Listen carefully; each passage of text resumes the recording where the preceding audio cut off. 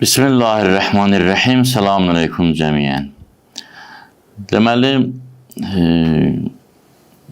sual olundu hicab barəsində ki, məşhur söz var, hicab Həzrəti Zəhra salamullah aleyhanın geyimidir, Həzrəti Zeynəb salamullah aleyhanın geyimidir, Həzrəti Məryəm salamullah aleyhanın geyimidir. Yəni, müqəddəs xanımların şərafət libasıdır, ona görə ona hörmət eləmək vacibdir, hicablılara hörmət eləmək vacibdir, hicablıların hicaba hörməti vacibdir və s. Və bunun fonunda sual verdilər ki, indi hicabın şəri hökmü nədir bəs? Yəni, sadəcə müqəddəs xanımlara hörmət əlaməti olaraq bağlanılmalıdır hicab, yoxsa dini bir vacibliyi var, dini bir zərurəti var, şəriət baxımından bir hökmü var. Bunu biraz inşallah təhlil edəcəyik. Quran-ı Kərimin Nur surəsinin 31-ci ayəsinin işığında. Buyurur Allah Teala və qul lil mu'minat yaghdudna min absarihinna. Mömin xanımlara de, ey peyğəmbər, mömin xanımlara de ki, gözlərini qıysınlar, yəni baxışlarının bucağını qısıtlasınlar, azaltsınlar, qıssınlar. Hər tərəfə baxmasınlar, naməhrəmə baxmasınlar. Və yəhfəznə furucəhunə və öz gözəlliklərini gizlətsinlər naməhrəmlərdən. Və lə yubdinə zinətəhunə illə mə zəhərə minhə. Öz zinətlərini, bəzəklərini tamamilə gizlətsinlər. Sadəcə zəruri baxımdan aşkarda olmalı olan hissələr qalsın. Onun eybi yoxdur, o istisna olunur. وَلِيَضْرِبْنَ بِخُمُرِهِنَّ عَلَى جُيُوبِهِنَّ. Yaylıqlarını elə seçsinlər, elə atsınlar ki, boyun və boğaz və sinələrini də örtsün, yaxalarına düşsün. وَلَا يُبْدِينَ زِينَتَهُنَّ İlla, yəni bu zinət, öz zinətlərini, öz bəzəklərini, bəzək yerlərini təbii olaraq, yəni bəzəyi gizlədirsə, bəzək yerində gizlədir də, bəzəklərini, zinətlərini aşağıda qeyd olunmuş, istisna olunmuş müstəsna hallardan başqa əsla aşkarlamasınlar. O istisna olunmuş hallar hansıdır? İlla li bu'ulatihinna. Yalnız ərlərinə öz zinətlərini göstərsinlər. Ərlərinə, bir qadın öz ərinə zinətini göstərməyə icazə var. Əv əbəihinnə, atanın yanında öz zinətini göstərə bilər. Əv əbəi bu'ulətihinnə, qaynatanın yanında zinətini göstərə bilər. Əv əbnəihinnə, öz oğullarına, öz oğluna bir xanım zinətini göstərə bilər. Əv əbnəi bu'ulətihinnə, ərinin, yoldaşının başqa xanımdan da olmuş olsa, oğlunun yanında bu bir xanım zinətini göstərə bilər, onda anası sayılır. Əv ixvanihinnə, öz qardaşlarının yanında zinətini göstərə bilər. Əv bəni ixvanihinnə, indi bibidir, qardaş uşaqların yanında hicabsız qala bilər, zinət yerlərini göstərə bilər. Əv bəni əxavatihinnə, bacı uşaqlarının yanında xala, məhrəmdə öz zinətlərini göstərə bilər. Əv nisaihinnə, öz qadınlarının yanında. Yəni, bir xanım öz qadınlarının yanında zinətini göstərə bilər. Öz qadınlarının, yəni qeyri-müsəlman xanımların yanında zinətini göstərməməlidir. Çünki onun başqa problemləri ola bilər. Müsəlman xanımın yanında hicabsız zinətini aşkar edərək göstərə bilər. Əv mə mələkət əymənuhunnə. İndi o quldarlıq dövründə olub bir kənizinin yanında öz zinətini göstərə bilər. Əvit təbi'inə qeyri ulil irbə minər rical. Ya məsələn bir xidmətçisi var, kişi xidmətçidir, ya indi o qədər qocadır, ya başqa problemi var ki, onun cinsi istəyi yoxdur. Onun yanında baş açıq qala bilər. Əvət tifl, ya uşaqların, oğlan uşaqların yanında baş açıq qala bilər. Hansı oğlan uşaqları? Əllezine lem yəzhəru alə avratin nisa. O oğlan uşaqları ki, qadınların zinət yerləri, daha doğrusu qadınların məhrəm yerlərinə onlar həssas deyirlər. Yəni, onların yanında, yəni hələ yaxşını pisdən ayıra bilməyən, ayılmamış, belə deyək, oğlan uşaqların yanında zinətini göstərə bilər. Demir, həddi buluğa çatmamış, ayılmamış. Yəni, ola bilər bir oğlan uşağı həddi buluğa çatmasın, amma hələ bəzi şeyləri başa düşür indidən. Onun da yanında gizlənməlidir. Sonra buyurur, وَلَا يَضْرِبْنَ بِأَرْجُلِهِنَّ. Ayaqlarını bir-birlərinə vurmasınlar xanımlar. لِيُعْلَمَ مَا يُخْفِينَ مِنْ زِينَتِهِنَّ. Öz zinətlərini naməhrəmlərə bildirmək üçün, başqalarına aşkar etmək üçün ayaqlarını bir-birinə vurub səs salmasınlar. Ayaqlarındakı xalxalları cingildətməsinlər. Və tubu iləllahi cəmiən əyyuhəl mu'minun. Ay möminlər, hamılıqla Allah tərəf qaydın. Ləalləkum tuflihun. Bəlkə kamilləşəsiniz, dini inkişafınız baş verə, xoşbəxt olasınız. Nur surəsi 31-ci ayədir. Bu ayə barəsində bir neçə kəlmə söz açaq. Allah Teala Quran-ı Kərimdə heç namaz hökmləri barəsində belə təfərrüata varmır. Orucun şərtləri barəsində bu qədər geniş məlumat vermir. Başqa bir çox məsələlər var, çox əhəmiyyətlidir, çox vacibdir zahirən, amma Allah Teala bu mövzulara çox da toxunmur. Amma tərbiyəvi nöqteyi nəzərdən əhəmiyyətli olan, ailə nöqteyi nəzərindən əhəmiyyətli olan məsələlərin ən xırdalıqlarına qədər varid olur. Bu da göstərir ki, əslində ailə, xanım, məhrəm, naməhrəm, hicab söhbəti İslamın qırmızı xəttidir. Yəni, burada söhbət bundan gedir ki, bu daha həssas mövzudur. Bu, cəmiyyəti daha çox xoşbəxt və ya bədbəxt edəcək bir mövzudur.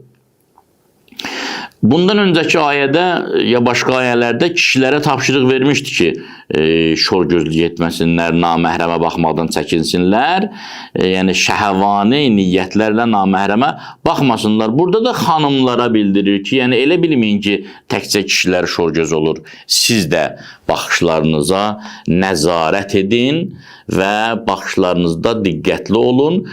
Çox dar çərçivədə baxış bucağınızı təyin edin ki, gözünüz naməhrəmlərə sataşmasın və öz zinət və gözəlliklərinizi naməhrəmlərdən gizlədin. İndi çöhrədir, zəruridir, aşkarda qalsın. İslam deyir ki, onun eybi yoxdur, aşkarda qalsın. Əllərdir, biləyə qədər aşkarda qalması zəruridir. İslam deyir ki, eybi yoxdur, onu vacib deyil örtəsən. Çünki həyatınız çətinliyə düşər. Xanım da hərəkət etməlidir, baxmalıdır, getməlidir, gəlməlidir. Bir nəfər tanımaq üçün ona baxsa baxmalıdır. Bunların eybi yoxdur. Qeyd etdiyimiz kimi, xumur ximarın cəmidir. Ximar da baş örtüyünə deyilir İslam dilində. Ümumiyyətlə, ərəb dilində şəraba da xəmir deyilir, çünki ağlı örtür. Ağlın üstünü örtür. Ximar yəni örtük. Cüyub, cəyib sözünün cəmidir. Cəyib də yaxa deməkdir. İmam Sadiq əleyhissalam buyurur ki, bu ki Allah Teala buyurur, yəğdudnə min əbsarihinnə və yəhfədnə furucəhünnə, gözlərini, baxışlarını qıssınlar və məhrəm yerlərini başqalarını göstərməsinlər. Məqsəd budur ki, qadınlar başqa qadınların məhrəm yerlərinə də baxmamalıdırlar. Təkcə kişilərdən söhbət getmir. Başqa xanımları da iffətli olmağa, yəni başqa xanımların da yanında iffətli olmalıdırlar və bir-birlərinə özlərini nümayiş etdirməməlidirlər. Peyğəmbər sallallahu aleyhi və səlləmdən nəql olunur ki, ayədə istisna başlayanda ki, yalnız ərlərinə qarşı, ərlərinin yanında hicabsız olar, buyurur ki, Allah Teala öz üzünü, öz saçını əri üçün bəzəməyən, ərinin ehtiyaclarını ödəməyən xanıma lənət göndərir, lənət endirir. Yəni, necə ki, naməhrəmdən gizlənməlidir, əksinə, bunun müqabilində həyat yoldaşı üçün də kifayət qədər özünü cilvələndirməlidir ki, həyat yoldaşının da gözü, könlü küçələrdən, ətrafdan yığışsın. Bu ayədə keçən ulil irbə sözü, yəni o kişilər ki, artıq cinsi ehtiyacları yoxdur, onların yanında baş açıq qalmağın eybi yoxdur. Əsasən qoca xidmətçilər ya hər hansı bir səbəbdən həyat yoldaşına qarşı, cinsə qarşı meyli olmayan kişilər nəzərdə tutulur. Və sonra da tövbəni əmr eləyir Allah Taala. Bəli, tövbə əzizlər. Bəzən fərdi günahlardan olur, tövbə vacib olur. Yəni deyirlər ki, fərdi günahlarından tövbə et, şəxsi günahlarından. Bəzən də cəmiyyətdəki ictimai fəsad törədə bilən bir ənənədən tövbə etmək olur. Bu daha çətin və daha vacibdir. İctimai fəsada səbəb olan bir ənənə, bir mod, bir dəbdən tövbə etməyi Allah Taala vacib buyurur. Ki ayə, müfəssirlər buyururlar ki, ayə əsasən ikinci məsələni daha əhəmiyyətli bilir. Çünki cahiliyyət dövründə ərəb xanımlar başlarını örtürdülər, amma yaylıqları o qədər qısa olurdu ki, boğazları və sinələri açıqda qalırdı. Bunun da ictimai fəsadı var idi, qarşı tərəfi özünə cəlb edirdi. Buna görə bu ayə gəldi ki, bunu yığışdırsınlar bu xasiyyətləri. Əgər hicab qorunsa, əgər cəmiyyətdəki xanımlar hicablı olsalar, kişilər iffətli olsalar, nə baş verər? Bunun bir neçə faydası olacaq. Bir, psixoloji rahatlıq, hüzur, sükunət, o ifratçı həyəcanlar, lazımsız şəhvani duyğuların coşması cəmiyyətdə baş verməyəcək, cəmiyyətin fərdləri başlayacaq faydalı işlərlə məşğul olmağa. 2. Ailə bağlarının möhkəmlənməsi. Yəni, kişinin və ya qadının gözü könlü ətrafdan çəkilsə, ailə təbii olaraq möhkəm olacaq. Yəni, bir kişi ətrafda görəcəklərini öz evində axtarsa, bir xanım ətrafda görmək istədiyini öz evində axtarsa, həm ətrafdakına tamahı azalacaq, ya axırda da sona çatacaq, həm də ki, bir-birinə qarşı o, yəni ətrafa verəcəyi bütün məhəbbəti, sevgini bir-birinə verdiyi üçün artıq o ailə bağları möhkəmlənəcək. Gələcək nəslin qorunması, da məhz ailə bağlarının möhkəmliyinə bağlıdır. Təcavüzlərin, sui-qəsdlərin, zorakı halların aradan qalxması, yəni qarşı cins dəvət etmirsə, qarşı cins özünə cəlb etmirsə, təbii ki, bu duyğular da kifayət qədər azalacaq. Qeyri-qanuni münasibətlərdən yaranan psixoloji və fiziki xəstəliklərin aradan qalxması baş verəcək, talağın, boşanmanın sayının azalması baş verəcək, intihar hallarının azalması və ya yoxa çıxması baş verəcək, qeyri-məşru övladların, qeyri-qanuni övladların sayı azalacaq, abortlar azalacaq, mənfi rəqabətlər aradan qalxacaq. Bu çox mühümdür, mənfi rəqabətlər. Xanım baxır başqa xanımların həyatına, başqa kişilərin həyatına, öz ərini, öz yoldaşını naqis görür, əski görür. Kişi də baxır başqa xanımlara, öz həyat yoldaşını, öz xanımını naqis görür, əski görür. Nəticədə ailələr dağılır, məhv olur. Əgər hamısının diqqəti özünə olsa, kişilərin diqqəti öz xanımına, xanımların diqqəti öz ərinə olsa, bu problem təbii ki, kifayət qədər azalacaq. Qadın şəxsiyyətinin qorunması, qadının insaniyyətinin qorunması, qadın artıq bir əmtəyə çevrilməyəcək hicab qorunsa, hicab güclənsə, xanım hicabına hörmət etsə, hicabına bürünsə, hicabını qorusa, təbii olaraq, yəni avtomatik qadının hörməti qorunacaq. Çox nacins, nanəcib kişilərdən başqa heç bir mərd kişi özünü qoruyan, iffətini qoruyan xanıma pis gözlə baxmağa çalışmır, ona hörmət eləyir. Təbii olaraq qadın qorunacaq. həvəsbaz kişilərin, həvəsbaz qadınların həvəslərinin oxundan xilas olacaq insanlar ki, bugün qərb dünyası, artıq şərq dünyası da deyə bilərik. Çox böyük əziyyət çəkir bu problemdən. Yəni, hər şey olub, cinsi istəyin üzərində bir fundament qurulub. Yəni, bazara çıxırsan, xanımların nümayişi, nə bilim, efirə çıxırsan, xanımların nümayişi, dükanlara girirsən, xanımların nümayişi, nə bilim, yağ satırlar üstündə xanım, avtomobil satırlar yanında xanım. Yəni, elə bil ki, xanım olub bir əmtə markası kimi bir şey. Amma insani şəxsiyyəti, hüviyyəti, heysiyyəti, mənliyi məhz şəri qanunlara əməl etməklə qorunacaq. Bu ayənin bizə verdiyi mesajlar nədir? 1. İffətin vacibliyi, ismətin vacibliyi, paklığın vacibliyi, haram şeylərdən imtina etməyin vacibliyi kişi və qadın nöqteyi nəzərdən fərqi yoxdur. Allah kişilərə deyir, şor gözlük etmə, yağuddu min əbsarihim, qadınlara deyir, şor gözlük etmə, yağdudunə min əbsarihinnə. Kişilərə deyir, yəhfəzu furucəhum, özünüzü naməhrəmdən qoruyun. Qadınlara deyir, yəhfəznə furucəhunnə, özünüzü naməhrəmdən qoruyun. Qadın, kişi fərqi yoxdur, fəsad fəsaddır. İkinci mesaj, qadınların ictimai mühitdə cilvələnməsi qadağandır. Mən belə geyinim ki, cəlb edici olsun, cəlb etsin, bunlar qadağandır.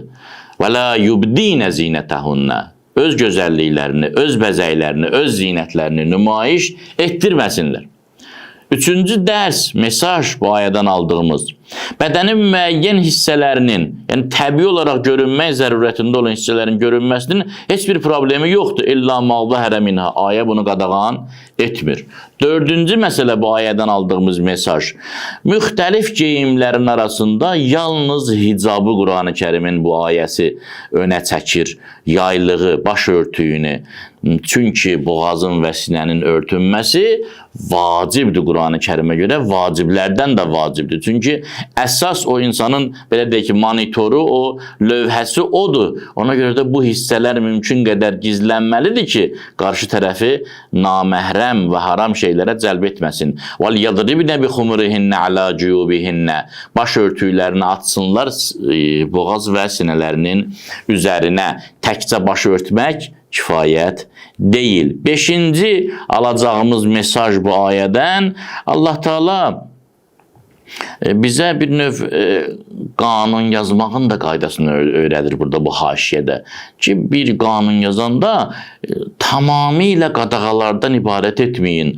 Olmaz deyib keçməyin. Bəzi şeylər zəruridir. Qadın da örtülməlidir. Gözəlliyi yalnız öz məhrəmlərinə, ayədə istisna olunan şəxslərə aid olmalıdır. Amma da ictimai mühitdə bunun yeriməsi üçün, yaşaması üçün, baxması üçün, danışması üçün, avtobusda, bazarda, işində, gücündə, məktəbdə üzü açıq olmalıdır. Allah deyir, eybi yoxdur. Əli açıq olmalıdır. Allah deyir, eybi yoxdur. İlla ma zəhərə minha.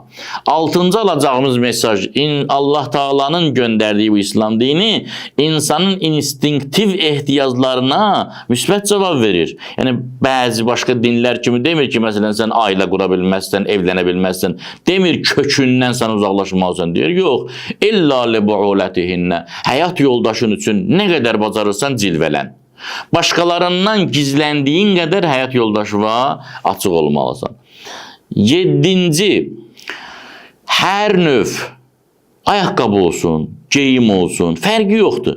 Qadını önə çəkən, diqqət mərkəzinə çevirən, şorgöz kişilərin o pis ruhunu cəlb edən, istənilən iş, geyim, hərəkət qadağandır. Və la yadribnə bi ərculihinnə liyu'ləmə ma yuxfinə min zinətihinnə. Yəni, zinətləri aşkar olsun deyə, gözəllikləri nümayiş olunsun deyə ayaqlarını bir-birinə vurmasınlar. Yəni, təkcə ayaqlardan söhbət getmir. Səbəb kimi nə deyir ayaqları bir-birinə vurmağın qadağasının səbəbi? Deyir, zinət əşyalarınızı, zinətinizi, gözəlliyinizi göstərmək məqsədi ilə nəsə etməyin. İstənilən iş olmamalıdır. Səsi ilə, ayaqqabısı ilə, geyimi ilə, ayağı ilə, hərəkəti ilə cəlb etməməlidir. 8-ci məsələ, qadının malikiyyət hüququ var İslamda. Ma mələkat eymanuhunna ayədə keçir, sahib olduqları kənizlərdir. Qadının malikiyyət hüququ var. 9-cu məsələ, mesaj, ayə bizə nə deyir? Qadın öz zinətlərini müsəlman qadınlara göstərə bilər, gözəlliklərini. Amma qeyri-müsəlmanlar yanında göstərməməli. Çünki onlar mümkündür həyat yoldaşlarına, başqalarını desinlər. Onlar bir mənalı şəkildə qəbul etməliyik. Müsəlmanları, qeyri-müsəlmanlar, o avamları istisna olmaqla sevmirlər. Onlar müsəlmanların fəsada uğraması üçün hər şeyə hazırdılar. Yerində o Allah Quran-ı Kərimdə o ayələri göndərib, mövzu işlənilib ki, onların paxıllığı tutur müsəlmanların məntiqinə, gücünə, qüdrətinə, dininin gözəlliyinə. 10-cu məsələ, qadının hicabı, qadının örtüyü kişilərin cinsi meyilləri ilə əlaqədar qadağan olunub. Yəni, o kişilər ki, həvəsbaz ola bilərlər, şorgöz ola bilərlər, qadının heysiyyətinə toxuna bilərlər, onlara görə hicab vacibdir. İndi bir qoca kişidir, ondan da cinsi yəni meyil gözlənilmir, onun yanında hicabsız qalmağın eybi yoxdur. Bu ayə əsasən qeyri ulil irbəti minər rical. Yəni, qadın ehtiyacı olmayan kişilərin yanında başaçıq qala bilər. 11-ci mesaj, hicab, örtük, müstəhəb deyil, hicab, örtük, əsas mövzumuz bu idi. Məsləhət deyil, tövsiyə olunmur, hicab, örtük şəri vacibdir, namaz kimi, oruç kimi, bəlkə daha mühüm. Buyurur ki, وَلِّيَضْرِبْنَ بِخُمُرِهِنَّ Əmr edir Allah Teala ki, yaylıqlarını boğaz və sinənin üzərinə atmalıdırlar. Yəni, müstəhəb deyil ki, deyəsən yola verək, müqəddəs xanımların ənənəsidir, tövsiyə olunur. Yox, vacibdir. 12-ci mesaj, qadının zinətini aşkar edən, ya başqalarını bu zinətlərdən, bu gözəlliklərdən agah edən, istənilən iş qadağandır. لِيُعْلَمَ مَا يُخْفِينَ مِنْ زِينَتِهِنَّ Qadının gözəlliyini nümayiş etdirməyin bütün variantları şəriətdə haramdır. 13-cü məsələ, hicabı qorumaq qadının ictimai fəaliyyətinə maneə deyil. Nədən bilirik? Və la yubdinə zinətəhunnə Burada buyurur ki, zinətlərini, bəzəklərini aşkarlamasınlar. Başqa ayədə buyurur ki, vərkə'i mə'ər-rəkəin cəmaat namazında iştirak edə bilərlər. Yəni, zinətlərini, gözəlliklərini naməhrəmdən gizlətmək şərti ilə istənilən ictimai fəaliyyət qadın üçün caizdir. 14-cü məsələ, imanın tələbi tövbədir. Əzizlər, kimin imanı varsa deyə bilməz mənə tövbə vacib deyil. Buyurur, tubu iləllahi cəmiən, hamılıqla Allaha doğru tövbə edin. Sonra buyurur, əyyuhəl muminun. Axı siz möminsiniz. Möminsizsə tövbə eləməyiniz şərtdir. Möminsizsə, bu günə qədər cəmiyyətdə fəsad türətmisinizsə, bu günə qədər hicabsız olmusunuzsa, bu günə qədər buna laqeyd yanaşmışsınızsa, bu gün artıq tövbə etməlisiniz. Xanımdır, hicabını açıb, tövbə etsin, qayıtsın, deməsin ki, mən daha açdım hicabımı. Xeyr, şəriətdə həmişə Allaha tövbə yolu açıqdır. Xoşbəxtlik yolu tövbədir, azğınlıqdan qayıtma yolu tövbədir. Tövbə insanın xoşbəxtliyi üçündür. Tövbə insanın xoşbəxtliyi ilə nəticələnir. Tubu, axırda buyurur, ləalləkum tuflihun. Bəlkə də Allah sizə yol açacaq, siz xoşbəxt olacaqsınız və kamilliyə, rüşdə, inkişafa nail olacaqsınız. Allah Teala bizim kişilərimizi iffətsizlikdən, xanımlarımızı ismətsizlikdən qorusun. Vəssalamu aleykum və rəhmətullahi və bərəkatuhu.